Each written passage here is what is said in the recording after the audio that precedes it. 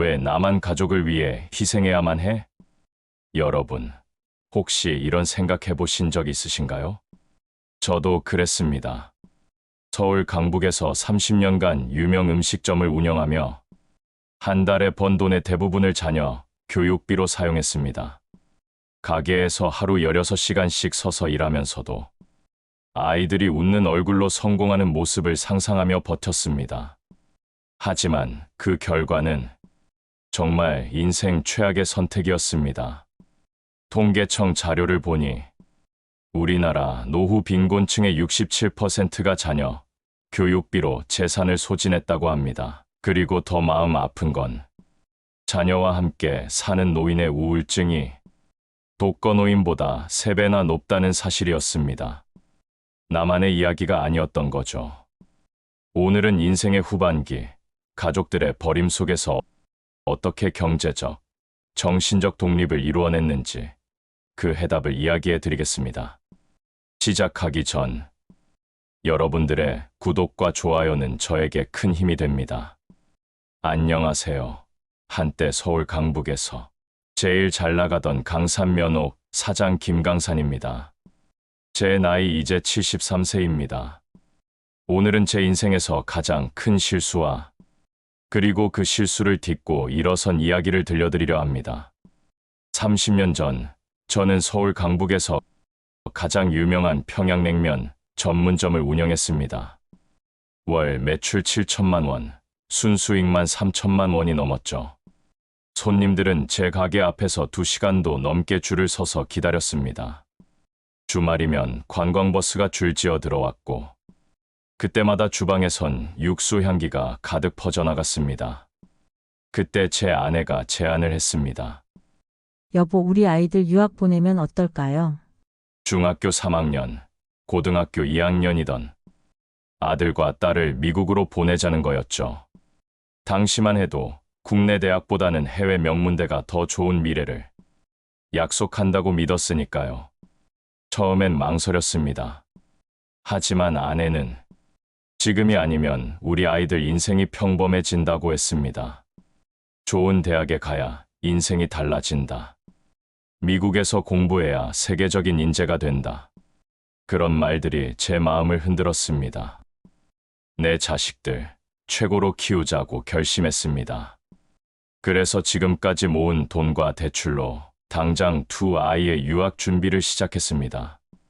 비싼 어학연수비, 학비, 생활비까지. 매달 제가 번 돈의 대부분을 미국으로 보냈습니다. 처음에는 괜찮았습니다. 아이들이 미국으로 떠나고 아내도 함께 가서 아이들 정착을 도와주기로 했죠. 저는 가게를 지키며 매달 3천만 원씩 미국으로 보냈습니다. 딸은 명문대 경영학과에 진학을 했고 아들은 컴퓨터공학을 전공하기로 했습니다. 둘 다 열심히 공부하여 이룬 결과에 가슴이 뿌듯하고 자랑스러웠습니다. 이게 다 우리 아이들 미래를 위한 거지.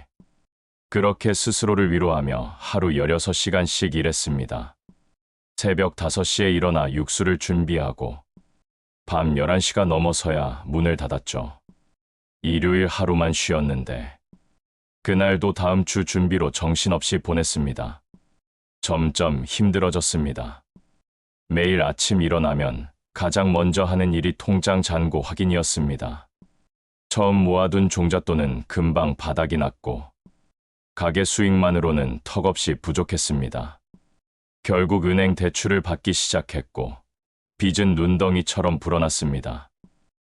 괜찮아. 이 정도쯤이야. 아이들이 좋은 직장 잡으면 다 갚을 수 있어. 주방에서 일하다 보면 가끔 눈물이 날 때도 있었습니다.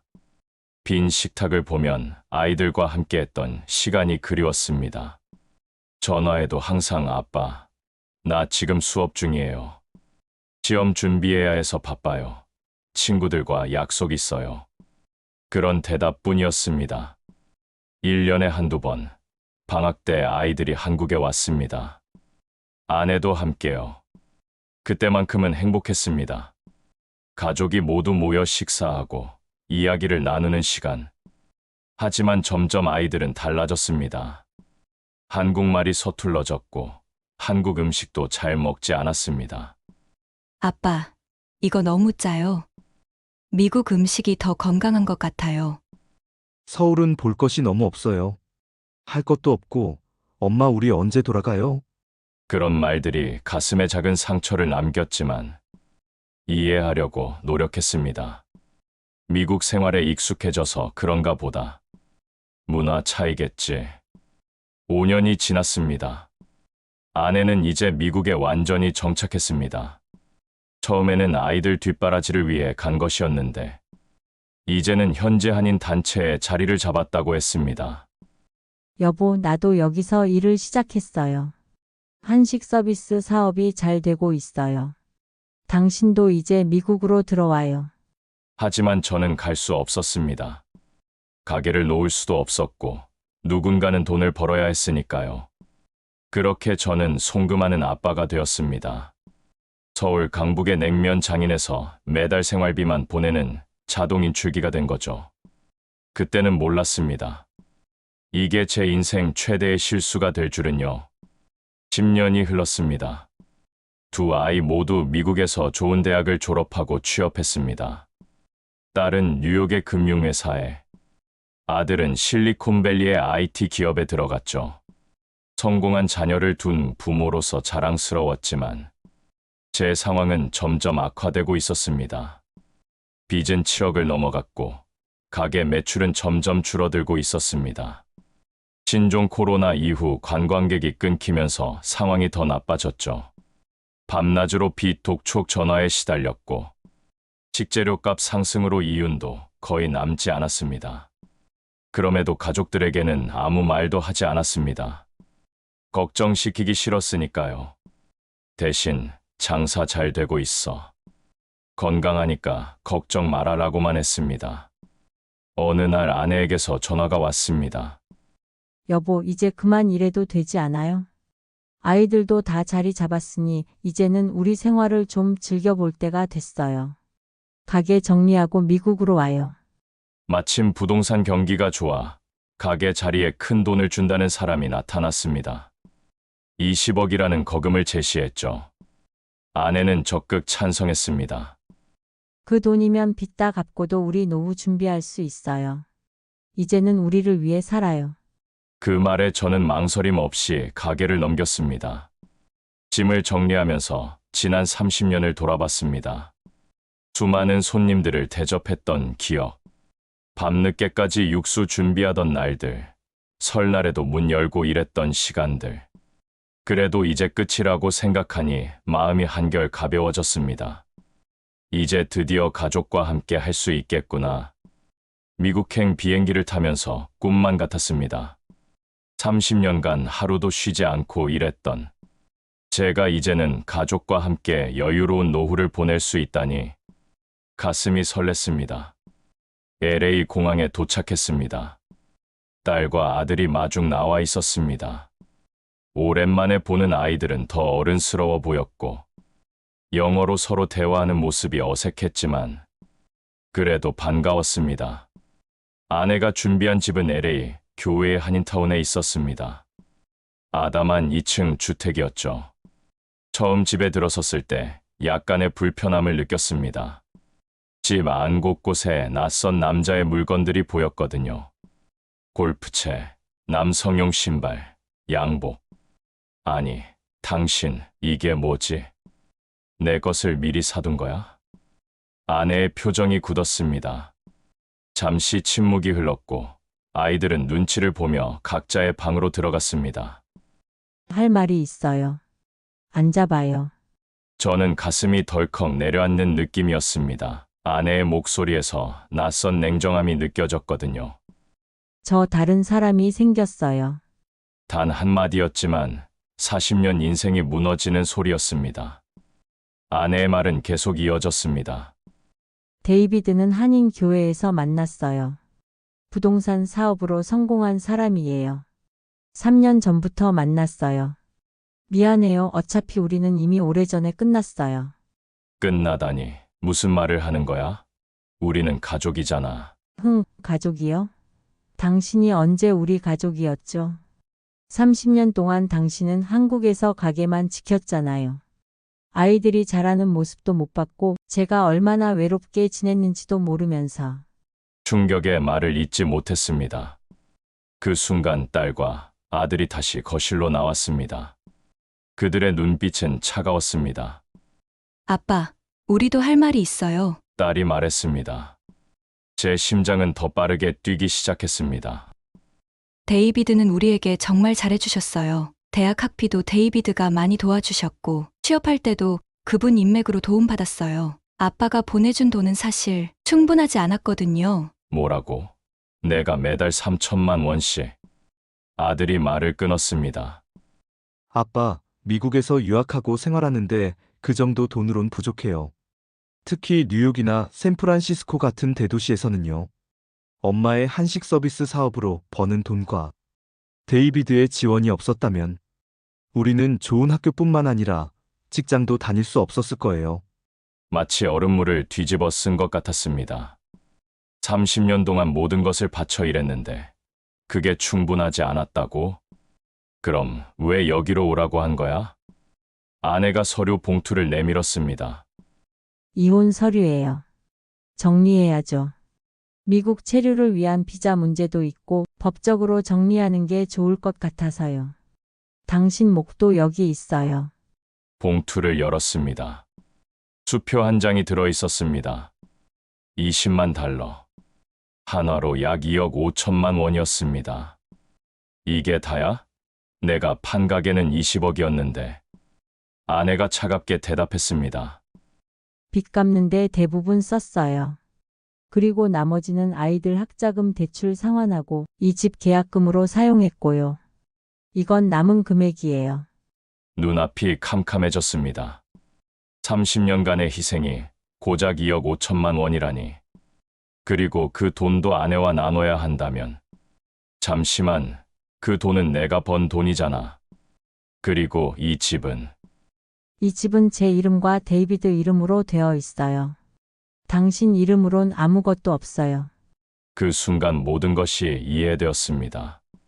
아내가 갑자기 가게를 팔라고 했던 이유, 미국으로 오라고 했던 이유, 이미 다 계획된 일이었던 거죠. 잠시만, 이건 말이 안 돼. 목소리가 떨렸습니다. 가슴 한편에서 무너져 내리는 소리가 들리는 것 같았어요. 그동안 희생했던 모든 시간, 흘린 땀, 참았던 외로움이 한순간에 의미를 잃었습니다. 아내는 마치 오래된 업무를 처리하듯 담담하게 말을 이었습니다. 짐은 이미 정리해뒀어요. 내일 아침 비행기로 한국에 돌아가는 게 좋을 것 같네요. 물론 미국에 남고 싶다면. 그것도 당신 자유지만 비자 문제가 있으니 빨리 결정하세요. 숨이 막혔습니다. 40년 동안 함께한 아내가 마치 낯선 사람처럼 저를 대하고 있었어요. 한국에서 매달 아내에게 전화할 때면 보고 싶어요. 고생이 많아요 라고 말했던 그 목소리는 어디로 갔을까요? 딸이 말했습니다. 아빠, 정말 미안해요. 하지만 엄마도 인생이 있잖아요. 엄마도 행복할 권리가 있어요. 아들도 거들었습니다. 우리가 대학 다닐 때부터 엄마와 데이비드는 정말 좋은 사이였어요. 데이비드는 엄마에게 정말 잘해줘요. 아빠도 새 출발하는 게 어때요? 새 출발. 내 나이에 무슨 말이 나오지 않았습니다. 저는 그 자리에서 무너져 내렸습니다. 소파에 앉아 두 손으로 얼굴을 감싸고 울기 시작했죠. 지난 30년간 한 번도 아이들 앞에서 울지 않았는데 그날만큼은 눈물을 참을 수 없었습니다. 우린 가족이잖아. 내가 뭘 잘못했는데. 하지만 아무도 대답해 주지 않았습니다.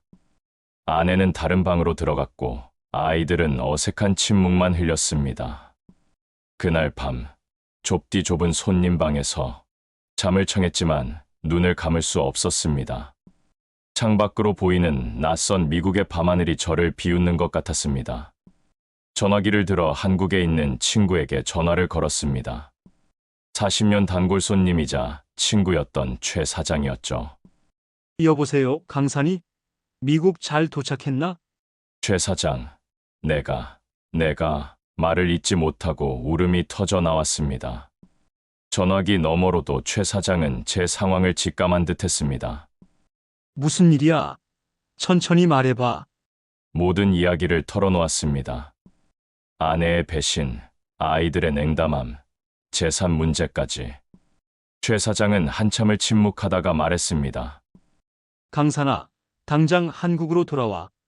내가 공항으로 마중 나갈게. 여기서 다시 시작하자. 그 말이 제게는 유일한 희망이었습니다. 다음 날 아침 아무도 저를 배웅하지 않았습니다. 정해진 시간에 택시가 와서 저를 공항으로 데려갔고 마치 꿈을 꾸듯 LA를 떠났습니다. 비행기 안에서 창밖을 바라보며 생각했습니다. 내 인생은 이제 어떻게 되는 걸까?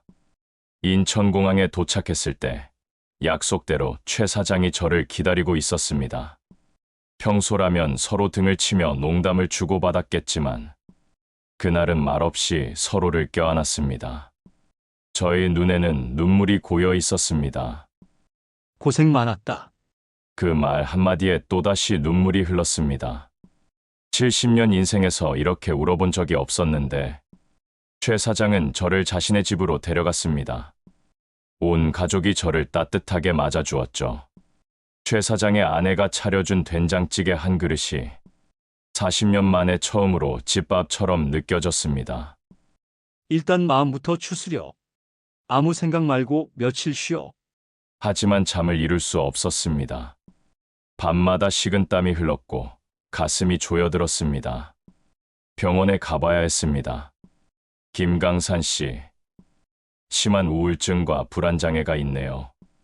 약물 치료와 함께 정신과 상담을 권해드립니다. 의사의 말대로 약을 먹기 시작했지만 몸은 점점 더 무거워졌고 식욕이 사라졌습니다. 낮에도 이불 속에 누워있는 시간이 길어졌습니다. 최 사장 가족에게 미안한 마음에 일주일 만에 나와 원룸을 구했습니다. 월세 50만 원짜리 작은 원룸이었습니다. 생전 처음으로 혼자 살게 된 공간이었죠. 텅 빈 방에는 침대 하나와 작은 테이블, 의자 하나가 전부였습니다. 창문으로 보이는 풍경은 회색 건물들 뿐이었습니다. 이게 내 인생의 마지막인가? 그렇게 3개월이 지났습니다. 미국에서 받아온 돈은 원룸 보증금과 생활비로 조금씩 줄어들고 있었습니다. 이대로 가다간 1년도 못 버틸 상황이었죠. 무엇보다 마음의 병이 점점 깊어졌습니다. 밤마다 꿈에서 가게에서 일하는 모습이 보였습니다. 육수를 끓이고 면을 삶고 손님들에게 인사하는 꿈. 그러다 문득 깨면 텅 빈 원룸의 천장만 보이는 현실이 더 고통스러웠습니다. 유일한 위안은 최 사장의 방문이었습니다. 일주일에 한 번씩 찾아와 도시락을 가져다주고 이런저런 이야기를 나누었죠. 강산아, 내가 제안 하나 할게. 듣기만 해봐. 최 사장의 목소리가 진지했습니다. 내가 지금 종로에 새로운 식당을 차리려고 해. 한식당인데 메뉴 개발이랑 주방 총괄해 줄 사람이 필요해. 내가 어떨지? 나는 이제 끝났어. 요리할 기운도 없고. 말도 안 되는 소리. 내 손맛은 서울에서 알아주잖아. 냉면 외에도 내가 만든 음식들은 항상 최고였어. 돈은 내가 다 투자할 테니 너는 실력만 보여주면 돼. 고개를 저었습니다. 실패할 게 뻔했습니다. 이미 나이도 많고 의욕도 없고 생각해보기만 해. 강요하진 않을게. 하지만 계속 이렇게 살 수는 없잖아. 최 사장이 돌아간 후 창밖을 바라보며 오랜 시간 생각에 잠겼습니다. 이대로 죽을 때까지 원룸에서 쓸쓸히 지낼 것인가? 아니면 마지막으로 한번 더 일어설 것인가? 며칠 동안 원룸 천장만 바라보며 고민했습니다. 최 사장의 말이 머릿속을 맴돌았습니다. 계속 이렇게 살 수는 없잖아. 창밖으로 바쁘게 움직이는 사람들을 바라보았습니다. 유일하게 멈춰 있는 건 저뿐이었습니다. 문득 가게에서 분주히 움직이며 일하던 그 시간이 그리워졌습니다. 다음 날 결심했습니다. 최 사장, 나 한번 해볼게. 최 사장과 함께 종로의 강산정이라는 한식당을 열었습니다. 가게 준비 과정에서 오랜만에 살아있는 느낌이 돌아왔습니다.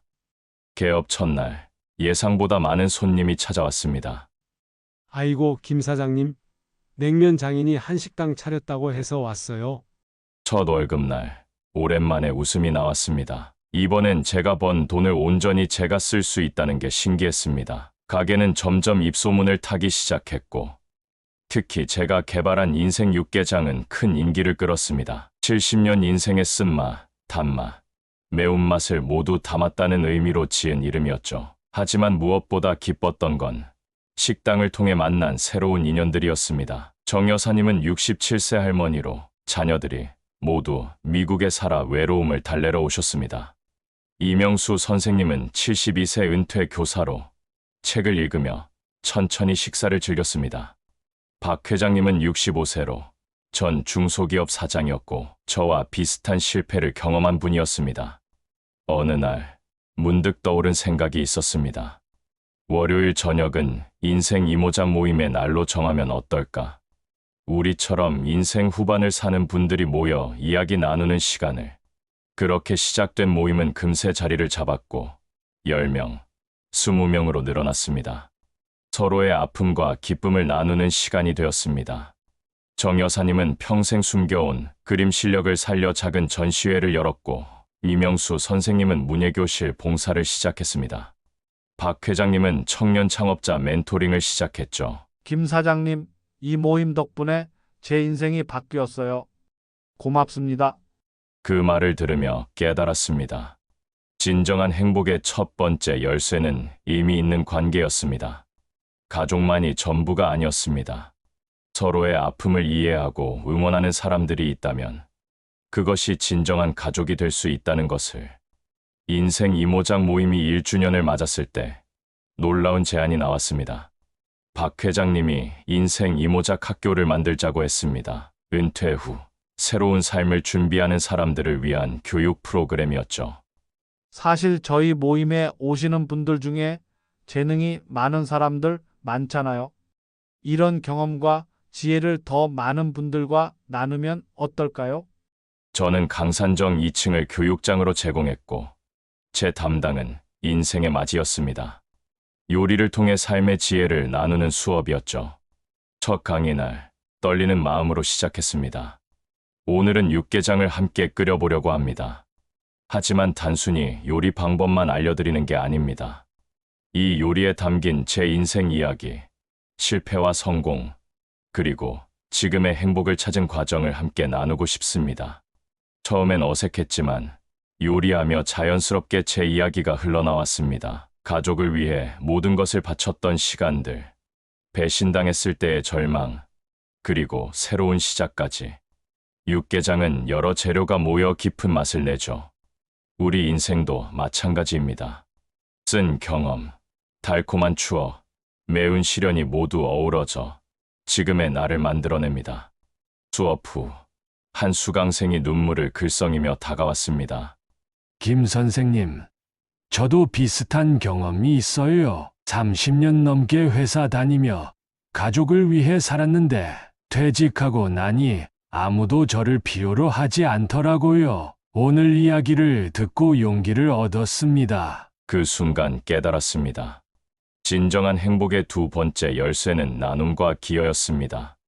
내 아픔이 누군가에게 위로가 되고 내 경험이 누군가의 인생에 도움이 된다는 사실. 그것이 제 존재에 의미를 부여하고 있었습니다. 인생 이모작 학교는 입소문을 타기 시작했고 지역 신문에도 소개되었습니다. 젊은 여성 기자가 인터뷰를 요청했고 4시간에 걸쳐 제 인생을 모두 털어놓았습니다. 기사 제목은 70세 평양냉면 장인, 배신의 아픔을 딛고 인생의 3가지 열쇠를 찾다였습니다. 그 기사 이후 전국에서 연락이 왔습니다. 비슷한 경험을 한 분들, 용기를 얻었다는 분들, 조언을 구하는 분들까지. 인생 이모작 학교는 전국으로 확장되었고 저는 각 지역을 방문해 특강을 했습니다. 대전 특강을 마치고 나오는데 한 중년 남성이 기다리고 있었습니다. 아버지, 순간 가슴이 멎는 줄 알았습니다. 제 아들이었습니다. 5년 만에 재회였죠. 아버지 기사를 봤어요. 그동안 정말 죄송했습니다. 아들의 눈에는 눈물이 고여 있었습니다. 그는 미국에서 일을 그만두고 최근에 한국으로 돌아왔다고 했습니다. 엄마와 데이비드의 관계가 틀어졌고 자신도 이제야 깨달았다고 했습니다. 아버지, 제가 얼마나 어리석었는지. 죄송합니다. 용서해 주세요. 머릿속에 많은 생각이 스쳐 지나갔습니다. 분노, 아픔, 미움. 하지만 동시에 이런 생각도 들었습니다. 난 이미 새로운 행복을 찾지 않았나? 이 아픔도 내 인생의 일부가 되어 지금의 나를 만들지 않았나? 아들을 껴안았습니다. 눈물이 흘렀지만 이번에는 아픔의 눈물이 아닌 해방의 눈물이었습니다. 괜찮다. 나도 아버지로 많이 부족했지.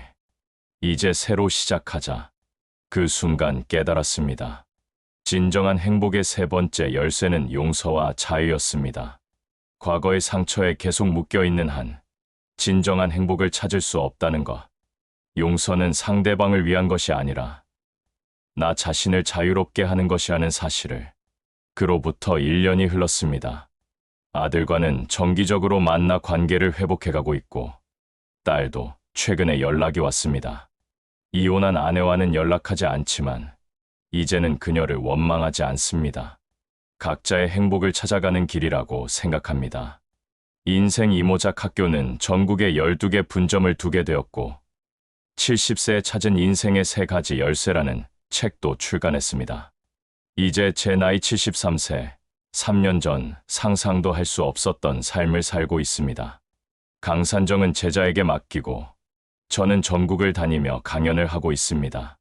그리고 매주 월요일은 원래의 인생 이모작 모임과 함께합니다. 정 여사님, 이명수 선생님, 박 회장님, 이 소중한 인연들과 함께하는 시간이 여전히 제게는 가장 값진 시간입니다. 이런 제 이야기가 여러분에게 작은 위로와 희망이 되었으면 합니다. 특히 자녀를 위해 모든 것을 희생하며 살아오신 부모님들, 은퇴 후 공허함을 느끼시는 분들께 말씀드리고 싶습니다. 진정한 행복은 결국 이 3가지 열쇠에 있습니다.